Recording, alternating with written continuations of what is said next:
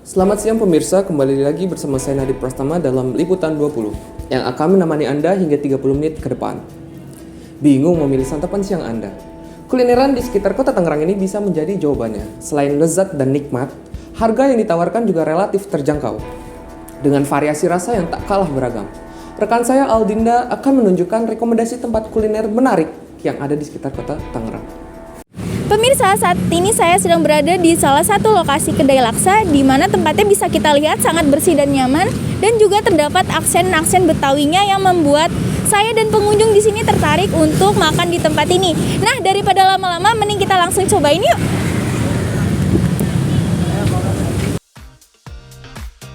Laksa merupakan makanan tradisional perpaduan antara budaya Cina dan Melayu. Laksa khas kota Tangerang terbuat dari mie tepung beras putih yang sudah direbus, kemudian ditaburi potongan daun kucai, lalu diberi kuah kuning yang kental, serta pendamping lauk tambahan seperti potongan ayam, telur, tahu, dan tempe yang membuat laksa lebih menarik. Wah pemirsa, nih sekarang udah datang laksanya. Di sini saya memesan laksa yang komplit, isinya ada ayam dan juga telur. Beserta minumnya saya memesan es kelapa. Oke, daripada lama-lama mending kita cobain yuk.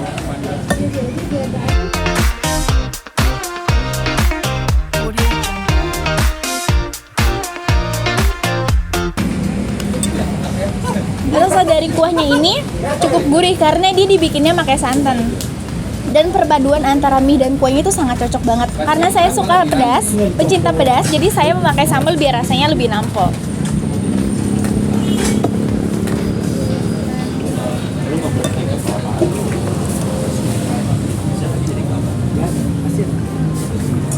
Bagaimana pemirsa, tertarik dan berkunjung ke tempat ini? Saya Aldinda melaporkan kembali ke studio.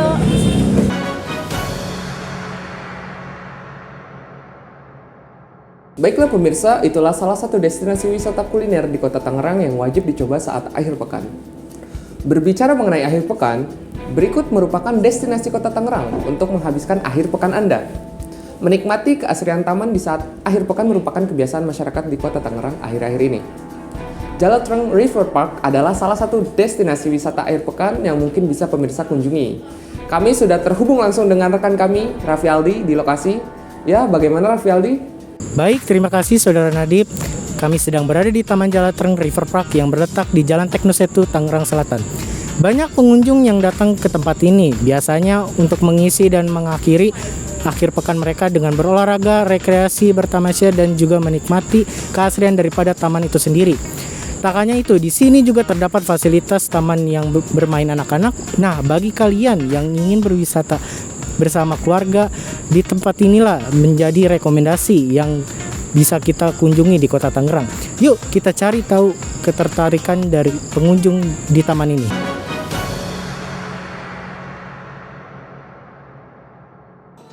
Oke teman-teman, kami sudah bersama narasumber kita, yaitu dengan kakak siapa ya? Kadina. Oh Kadina, oke Kadina salah satu pengunjung di taman ini. Oke, kakak yang membuat tertarik berkunjung ke sini apa? Ini suasananya yang asri ya mas, terus juga ini juga yang antara modern sama yang tradisional sih, jadi kayak campur gitu. Terus di sini banyak jajanan gitu yang menarik. Rame juga mas kalau di sini. Oke, kakak ini seberapa sering berkunjung kemari? Kalau dibilang sering, nggak terlalu sering, tapi kalau misalnya menyempatkan waktu, jadi kalau setelah pulang kuliah gitu, terus libur kerja ke sini. Biasanya kakak kegiatannya apa saja sih yang dilakukan di sini? Di sini cuma muter-muter doang mas, Iya. tapi ini bisa buat kayak healing gitu. Iya, seperti ngeliat pemandangan di sekitar taman ini. Iya, benar-benar melepas stres banget ya mas. Buat kakak keunikannya apa sih yang mencirikan taman ini? Keunikannya karena suasananya ini kan kayak sungai di tengah itu tuh, kesannya kayak lebih wow gitu. Iya, lebih Kesannya keren. lebih Iya, lebih menarik aja ya, kayaknya. modern, terus kayak di luar negeri juga ya mas. Iya. Nah, ada nggak sih tarif yang dikenakan untuk mengunjungi taman ini? Ada Jadi setiap kesini itu masuk 5.000 nggak per orang, jadi per satu motor gitu. Per kendara ya. Per Ya. kendara. Oke. Bagaimana pendapat kakak mengenai taman ini? Mengenai taman ini pendapatnya, cuma pengunjungnya yang karena kurang gitu, karena kurang banyak aja. Tapi kalau masalah untuk dekornya udah bagus ya Mas, udah bagus banget gitu. Terus juga jajanannya juga udah luar biasa. Terus apa yang disediakan juga udah bagus. Udah bagus ya Kak. Oke. Apa sih yang membuat Ibu tertarik berkunjung ke taman ini? Di sini tuh enak ya, adem. Terus bisa buat family gathering gitu. Ibu seberapa sering berkunjung kemari? Enggak begitu sering sih, tapi bisa dibilang seminggu sekali lah. Oh, seminggu sekali kesini ya Bu ya. Biasanya Ibu kegiatan apa sih yang dilakukan di sini? Jalan aja. Oh, jalan aja, ngeliat pemandangan aja ya Bu? Iya. Apalagi hari Minggu itu rame. Oke. Keunikan apa saja Bu yang mencirikan taman ini? Keunikannya apa ya? Sungainya kali. Iya, sungai ya, di tengah-tengah sungai gitu. Terus itu apa? Pagar-pagar gitunya itu bagus. Iya, bagus. Oke. Ada nggak sih tarif yang dikenakan untuk mengunjungi taman ini? Ada lah, pas masuk gitu. Oh ya, pas masuk. Bayar 5.000 ya Bu ya? Betul. Oke. Ada nggak sih pendapat Ibu mengenai taman ini? Banyak banget. Sampahnya kali ya. Kalau lebih ditata ulangi kayaknya Sampahnya masih gimana? lebih indah gitu kalau Iya. ditata ulang sampahnya doang. Kalau itunya mah udah oke. Oke. Apa yang membuat Ibu tertarik berkunjung ke taman ini? Selain luas, tempatnya nyaman sih, menarik. Tamannya. Banyak ya permainannya juga, pemandangannya juga ya bagus-bagus. Oke. Suka aja di sini. Seberapa sering sih Ibu berkunjung kemari? Seminggu sekali kalau ada waktu. Iya, apa, sama seminggu bersama sekali. keluarga ya, Bu, ya? Iya, kalau misal keluarga kadang suka sibuk, jadi kadang suka sendiri atau apa gitu sama teman. Oke. Biasanya Ibu kegiatannya apa aja yang dilakukan di sini? Jalan-jalan. Kalau misalnya lari-larian juga kan karena ada anak kecil, ya jalan-jalan aja, jalan santai, Iya. main-main, lihat-lihat ya. Nah, keunikan apa aja sih Bu yang mencirikan taman ini? Pepohonannya sama tempat-tempatnya ya, pembuatannya unik Sama banget. Ya. di tengah-tengah sungai ya Bu ya? Iya, tengah-tengah sungai itu tempat pembuatannya bagus-bagus. Oke. Ada nggak sih Bu tarif yang dikenakan untuk mengunjungi taman ini? Tidak ada, gratis, paling cuma parkir aja. Oh ya, parkir Bayar aja 5.000 ya Bu? Ya? Parkir aja, Ya. nggak ada apa-apa. Oke. Bagaimana Bu pendapat mengenai taman ini? Ya, bagus lah, alhamdulillah. Seneng aja gitu. Ya seneng aja Bu ya kalau berkunjung sama keluarga ya. Iya, buat jalan-jalan, refreshing. Apa sih yang membuat kakak tertarik berkunjung ke taman ini? Yang pertama sih motif dari gambar di sini ya lebih ya, menarik kayak aja lukisan, gitu. Ya. Seberapa sering kakak berkunjung kemari? Baru 2 kali sih. Oh baru 2 kali ya? Iya. Oke. Biasanya kakak kegiatannya apa aja sih yang dilakukan di sini? Ya cuma refreshing doang gitu, jalan-jalan biasa. Oke. Nah biasanya keunikan apa aja yang mencirikan taman ini? Yang pertama ya kayak tadi gambar-gambar di sini, terus banyak juga pengunjung gitu, jadi agak tertarik. Iya, agak tertarik sama di tengah-tengah sungai juga ya kak? Iya. Ada nggak sih tarif yang dikenakan untuk mengunjungi taman ini? Ada di depan sekitar Rp5.000. Iya, Rp5.000 ya untuk datang ke sini buat bayar Iya. parkir. Oke. Bagaimana pendapat kakak mengenai taman ini? Ya cukup menarik karena yang saya lihat dari gambar yang tadi itu yang membuat saya menarik dari tempat ini. Oke. Apa yang membuat Bapak tertarik berkunjung ke taman ini? Satu suasananya kan agak banyak pohon-pohonan jadi agak sejuk gitu dan jauh dari kendaraan. Dan sekarang ada nuansa baru yaitu ada taman yang arus ke sana gitu. Iya.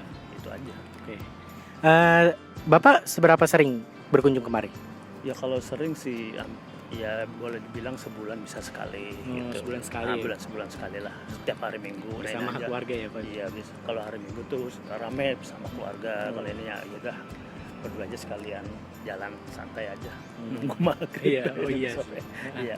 Oke, biasanya Bapak kegiatannya apa aja yang dilakukan di sini? Ya paling jogging aja. Jogging ya, Jogging jalan, iya. Jadi jogging aja jalan. Ya kalau anak-anak paling ada permainan ke sana. Oke.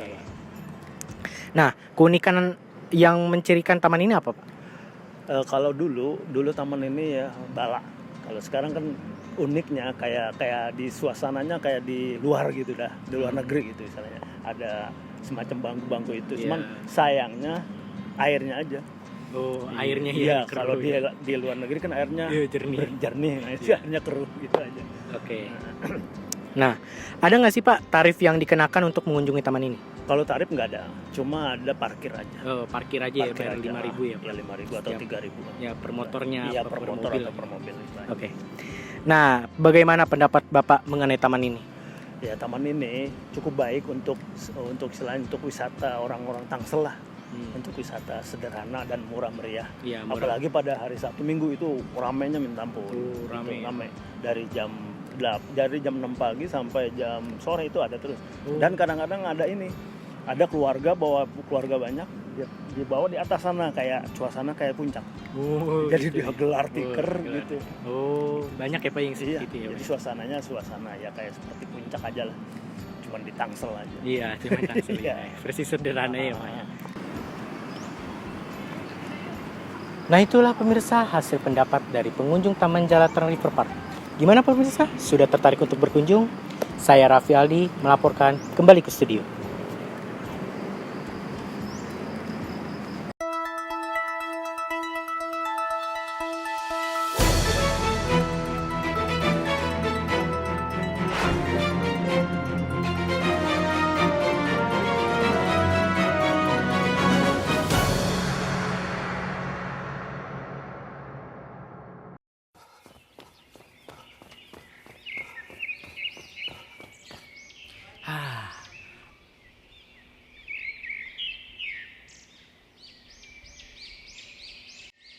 Aduh, capek nih. Haus gue.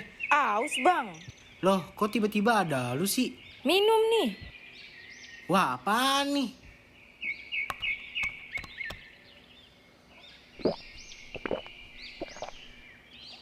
Wah, enak banget nih. Jelas lah enak. Oh iya, Mona ini juga ada rasa pisang sama rasa stroberi nih. Boleh tuh, buat gue dong semuanya.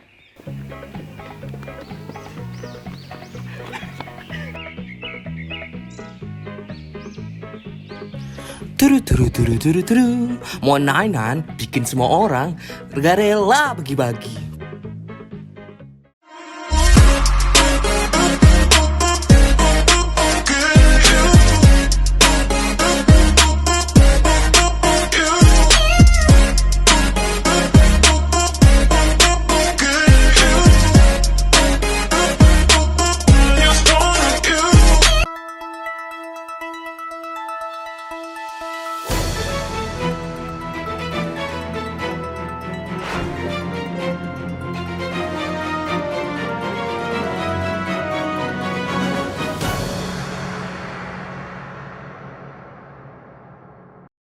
Halo pemirsa, siapa di sini yang suka gorengan? Yang mana gorengan merupakan makanan favorit orang Indonesia dan juga makanan khas warga Indonesia. Tapi hati-hati nih pemirsa, bahwa gorengan berbahaya bagi tubuh manusia. Sering makan gorengan bisa membuat asupan lemak menjadi berlebih di tubuh. Resikonya bisa mulai dari diabetes, jantung, hingga kanker sampai kegemukan. Berikut resiko dibalik kegemaran makan gorengan. Inilah salah satu makanan yang tidak bisa terlepaskan dari keseharian warga di banyak kota. Tersaji di kaki lima hingga kedai dan toko. Berjuluk sama dengan proses memasaknya, gorengan banyak penghidangnya karena banyak pula yang mencarinya. Mas Agung ini pecinta gorengan? Enggak juga sih, enggak terlalu lah. Sebenarnya enggak sih. Oh, enggak. Kalau cinta sih enggak juga. Oh, baik. Iya. Iya. Bisa jadi. Iya, saya sangat suka gorengan. Seberapa sering Mas Agung mengkonsumsi gorengan? Kalau mengkonsumsi gorengan mungkin 2-3 kali seminggu ya. Dan nggak terlalu sering juga sih, kalau lagi pengen aja. Paling 1 kali. 1 kali.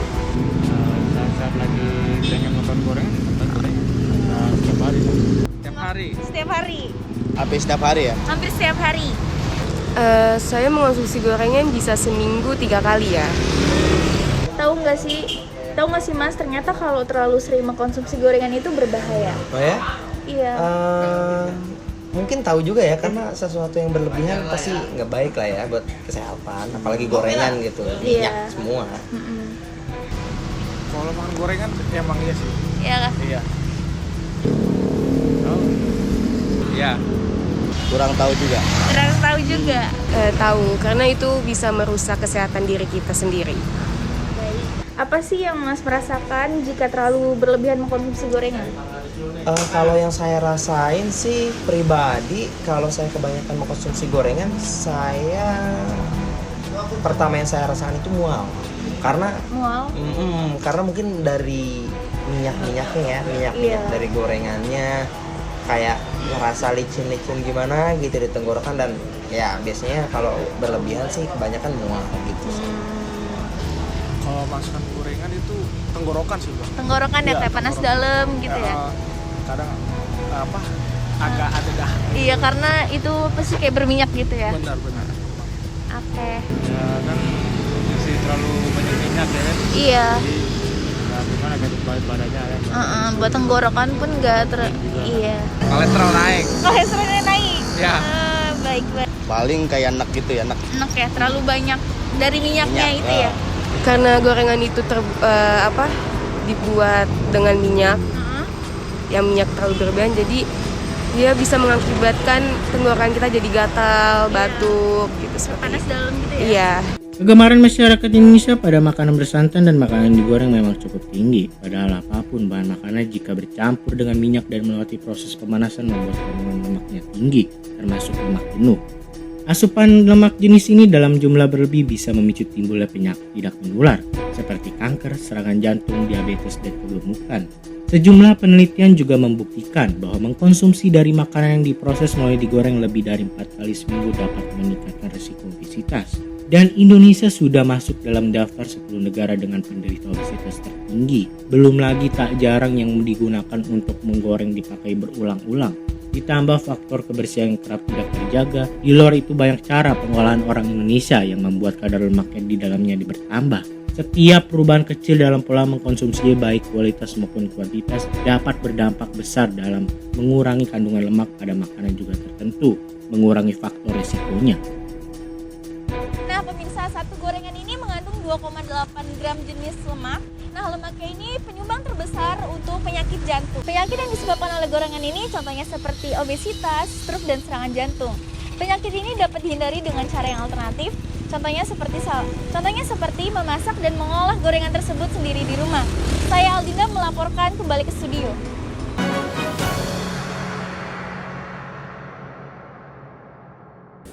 Baiklah pemirsa, kembali lagi bersama saya Nadib Prastama di Reportase Siang Liputan 20. Banyak sekali penumpang transportasi umum kereta rel listrik yang sudah menggunakan jasa transportasi tersebut secara normal setelah dioperasikan kembali KRL secara keseluruhan.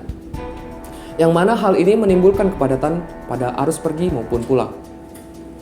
Saat ini dapat dilihat banyak sekali penumpang yang berlalu lalang untuk kesibukan mereka masing-masing. Lihat kepadatan penumpang diakibatkan arus pergi yang sangat membludak dikarenakan sudah dapat kembali beroperasi secara keseluruhan dengan ketentuan dan protokol yang telah disiapkan. Banyak sekali masyarakat khususnya mahasiswa dan pekerja kantor yang kembali menggunakan jasa transportasi umum ini. Tak jarang kereta rel listrik ini penuh di setiap jam berangkat dan pulang kantor, di mana sering sekali terjadinya over capacity pada gerbong kereta disebabkan oleh tidak adanya batasan pada setiap gerbong kereta. Kakak ini sudah berapa lama ya menggunakan jasa KRL ini? Kurang lebih sekitar 5 tahunan. Oh, 5 tahun. Berarti bisa dibilang kakak ini pengguna tetap KRL ya? Iya, karena saya kerja di daerah Jabodetabek sini. Oh, daerah Jabodetabek. Oke, apa sih perbedaan menggunakan jasa KRL ketika adanya kebijakan pandemi COVID-19 dan ketika sudah ditiadakan? Perbedaannya cukup signifikan. Kalau waktu ada COVID itu lebih ketat ya. Kita harus pakai masker, ada jarak tempat duduk dan sebagainya. Tetapi ketika sudah COVID-nya udah hilang, itu kita kembali normal lagi. Itu sih perbedaannya sih. Baru 4 hari. Oh, baru 4 hari ya. Oke. Ada nggak sih Kak perbedaan dalam menggunakan jasa KRL dari kebijakan pandemi COVID-19? Nah, waktu COVID nggak naik KRL, Iya. jadi nggak tahu. Oh, jadi nggak tahu ya? Nah, cuma Oke. sekarang kan masih nggak boleh ngomong di kereta gitu-gitu kan. Oh iya, masih nggak boleh ngomong Pakai ya. masker. Iya. Kakak sudah berapa lama menggunakan jasa KRL ini? Udah lama sih, kayaknya udah hampir 5 atau 3 tahunan udah pakai. Oh, 5-3 tahunan ya kak. Berarti sudah dibilang kakak ini pengguna KRL tetap ya? Iya, betul. Oke. Ada nggak sih perbedaan menggunakan jasa KRL ketika adanya kebijakan pandemi COVID-19 dan ketika sudah tiadakan? Ya mungkin dari yang COVID kemarin kali ya. Kalau COVID kemarin kan karena parah banget, jadi kayak masih ada social distancingnya, harus pakai masker 2 lapis maksudnya, terus juga harus jaga jarak. Kalau untuk yang sekarang mungkin karena udah semuanya vaksin booster juga, jadi kayak sekarang udah tidak ada aturan kayak gitu. Mungkin hanya menggunakan masker saja itu. Oke. Kakak sudah berapa lama menggunakan jasa KRL ini? KRL dari awal merantau 2016 ya. Oh, tahun 2016. Oke, bisa dibilang penggunaan tetap KRL ya Kak? Iya. Ada nggak sih perbedaan menggunakan jasa KRL ketika adanya kebijakan pandemi COVID-19 dan ketika sudah ditiadakan? Agak pengaruh sih mas ya. Apa tuh? Ya dari yang pandemi. Iya, dari yang pandemi kita kan pengguna KRL ya. Jadi agak gimana ya? Agak keganggu ya gitu dengan nggak adanya transportasi umum secara pandemi itu ya, selama pandemi ya gitu. Kita akhirnya pakai motor sendiri gitu ya kan. Ya setelah nggak ada pandemi gini ya balik lagi KRL gitu ya. Seperti biasa normal ya Kak. Kakak ini sudah berapa lama menggunakan jasa KRL ini? Kalau buat ngegunain jasa KRL ini sih kurang lebih udah 2 tahun ya. Start di tahun 2010 sih gitu. Bisa dibilang ini kakak ini pengguna tetap KRL ya? Bisa dibilang begitu karena kan sekarang itu apalagi akhir tahun gini ya, WFO itu kita udah 5 kali sehari, otomatis kan kita akan bolak-balik Jakarta nih. Buat aku ya terutama ya pengguna jasa KRL sih udah cukup sering sih. Oke, apa sih perbedaannya menggunakan jasa KRL ketika adanya kebijakan selama pandemi dan ketika sudah ditiadakan? Pembedanya sih pasti dari jumlah orang yang memang boleh masuk ya teman-teman, karena memang untuk saat ini kan pada saat zaman pandemi otomatis PPKM lagi diberlakukan tuh.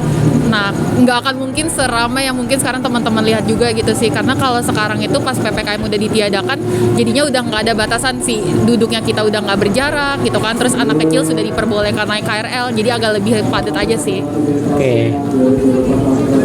Banyak ketidaknyamanan dari para penumpang kereta rel listrik yang mengakibatkan para penumpang berkeluh kesah. Namun dengan ketidaknyamanannya, mereka masih tetap menggunakan jasa kereta rel listrik karena di sisi lain mereka dapat dengan mudah menjalani kewajiban sebagai pekerja maupun mahasiswa. Oke, ada nggak sih ketidaknyamanan dalam menggunakan jasa KRL? Ada sih. Terusus di waktu-waktu yang sibuk ya, ketika pulang kerja, berangkat kerja itu ketidaknyamanannya itu ketika harus berdiri berdempetan, ya, bahkan sambil dorong-dorongan gitu. Itu sih. Iya, kepadatan yang cukup ini lah ya. Iya, kepadatan. Tapi selebihnya nyaman-nyaman aja sih karena murah juga. Kalau ketidaknyamanan apa ya?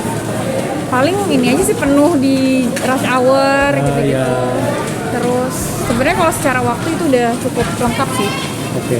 Jadi ya udah paling kayak penuh aja sih. Iya, oke. Nyamannya sih ya semua nyaman-nyaman aja, cuman karena buru-buru gini aja sih. Cuman ada perubahan karena juga ada sering perubahan jadwal keretanya, jadi agak rame itu aja. Perubahan tempat juga, waktunya juga. Udah itu doang sih. Kalau saya pribadi sih nggak ada sih ya gitu. Kalau saya pribadi sih nggak ada ya. Berarti bisa dibilang nyaman-nyaman aja. Nyaman aja ya gitu. Masalah ketidaknyamanan pasti kadang ada sih beberapa kondisi. Misal nih kayak kondisinya tuh lagi rame banget teman-teman. Seperti ini ya kayak. Betul, seperti ini gitu ya. Kondisi tuh lagi rame, kadang kita nggak bisa bingung juga ya, kita nggak bisa protes juga gitu, karena memang untuk saat ini kapasitasnya pun juga tidak dibatasi. Apalagi kadang kalau misalkan di dalam KRL itu kan banyak anak kecil ya gitu, anak kecil kan kadang ya mereka nggak bisa tenang pada saat di KRL, jadi sebenarnya itu lebih ngeganggu kenyamanan kitanya juga sih sebagai pengguna ya. Cuma memang itu belum ada batasan atau belum ada pembeda gerbongnya juga sih gitu.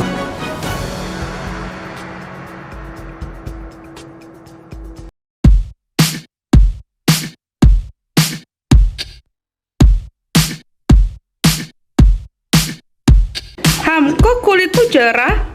Kamu nanya, kulitku cerah setiap hari. Pakai Hello Glow ya.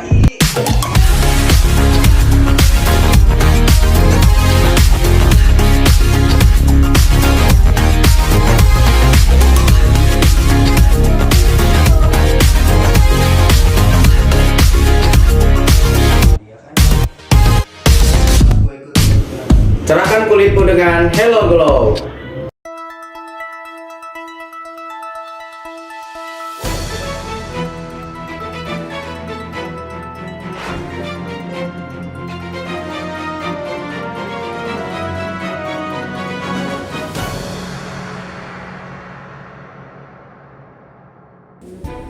Baiklah pemirsa, berita kali ini merupakan berita reportase teraktual sekaligus mengakhiri liputan siang hari ini. Perbaikan jalan yang dilaksanakan secara bertahap di Kota Tangerang menyebabkan macet yang cukup parah. Saya telah terhubung langsung dengan rekan saya di TKP. Ya, Raffi Aldi, silahkan.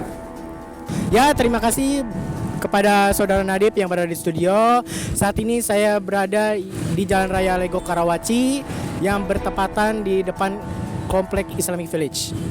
Saat ini sedang terjadi kemacetan parah, yaitu di Jalan Raya Lego Karawaci yang diakibatkan dengan adanya perbaikan jalan.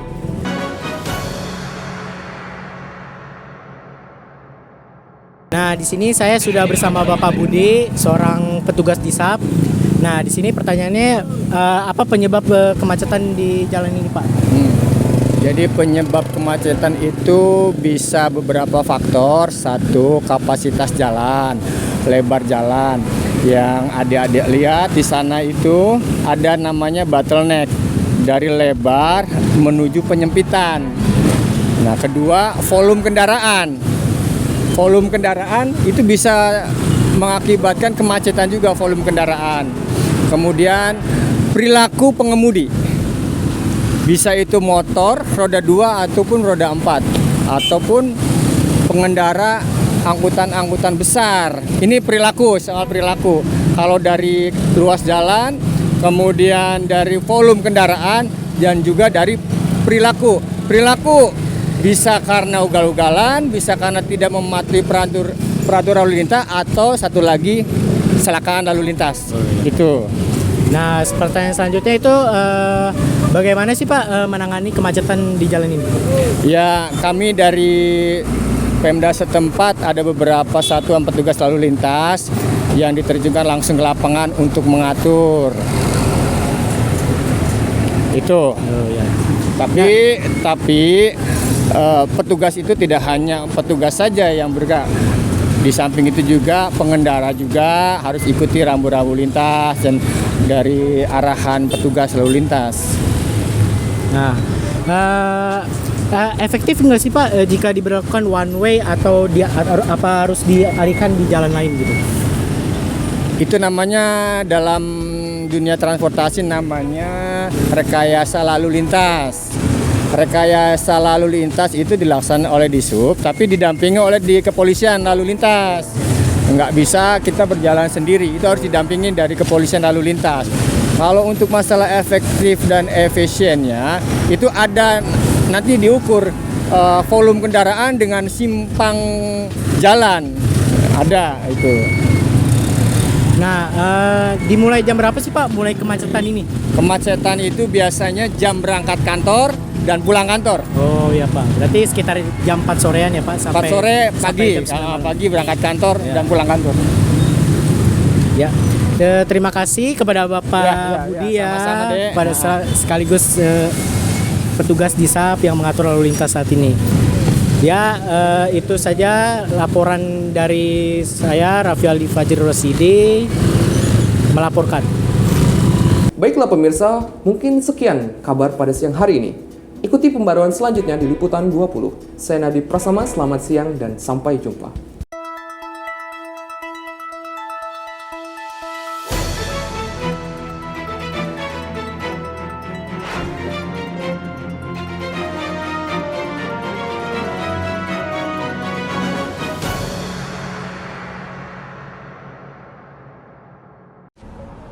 Hai guys, ikut kita cobain promo bareng Besti di Menanti yuk. Nah, kali ini kita ngedatengin Menanti di cabang Karawaci, tepatnya di Jalan Beringin. Nah, outlet yang kali ini kami kunjungi itu cukup luas dan nyaman banget, jadi pas banget buat ajak bestie kalian.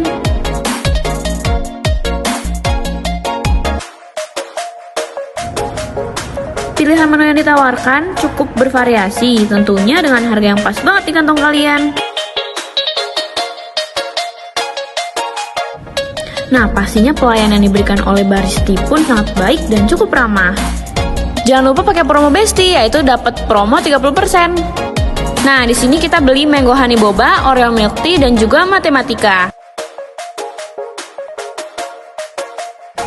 Asli, ini tuh seger banget loh guys. Jangan lupa datang ke Menanti bareng Bestie ya.